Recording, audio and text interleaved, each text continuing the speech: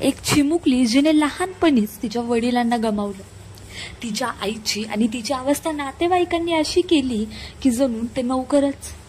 त्यानंतर नातेवाईकांची वृत्ती बघून या मुलीने ठरवलं की आता उपाशी मरायचं, पण कोणाच्या घरी आसरा घ्यायचा नाही.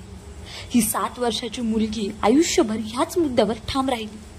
इतकं की ती लग्नानंतर नवऱ्याच्या घरी गेली नाही, तर त्याला स्वतःच्या घरात ठेवलं. आणि ही मुलगी म्हणजे कानन देवी. स्वाभिमानाचं उत्तम उदाहरण म्हणजे कानन देवी. कानन देवी या बंगाली चित्रपटातील पहिल्या अभिनेत्री होत्या. हिंदी चित्रपटामध्येही हे नाव मोठं होतं. तिचं सौंदर्य लोकांना वेड लावेल असं होतं. त्या दिवसात त्यांचे पोस्टर्स बहुतेक तरुण मुलांच्या खोल्यांमध्ये दिसायचं. बालपणी संघर्ष, नंतर चित्रपटांमधून अप्रतिम स्टारडम. त्या काळी त्या एका चित्रपटासाठी 5 लाख रुपये आणि गाण्यांसाठी 1 लाख रुपये फी घ्यायच्या.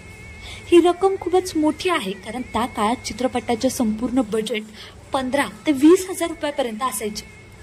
कानन देवी यांची फी आजच्या हिशोबाने बघितली तर त्या भारतातील पहिल्या करोडपती अभिनेत्री होत्या असं म्हणता येईल.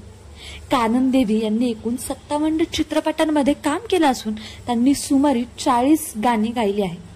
पुरुष प्रधान उद्योगात मॅडम म्हणून ओळखल्या जाणाऱ्या चित्रपट सृष्टीतील त्या पहिल्या महिला होत्या.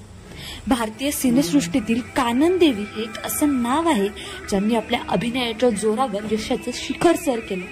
मुख्य म्हणजे कानन देवी या बंगाली सिनेमातील पहिल्या कलाकार आहेत ज्यांना स्टारचा दर्जा प्राप्त आहे. त्यांचा मृत्यू 31 वर्षापूर्वी झाला, पण त्यांच्या आठवणी आजही प्रेक्षकांच्या मनात जिवंत आहे. सिनेमासृष्टीतील त्यांचं योगदान पाहता त्यांना 1976 मध्ये दादासाहेब फाळके पुरस्काराने गौरवण्यात आलं होतं, तर 1968 मध्ये पद्मश्री पुरस्काराने गौरवण्यात आलं होतं.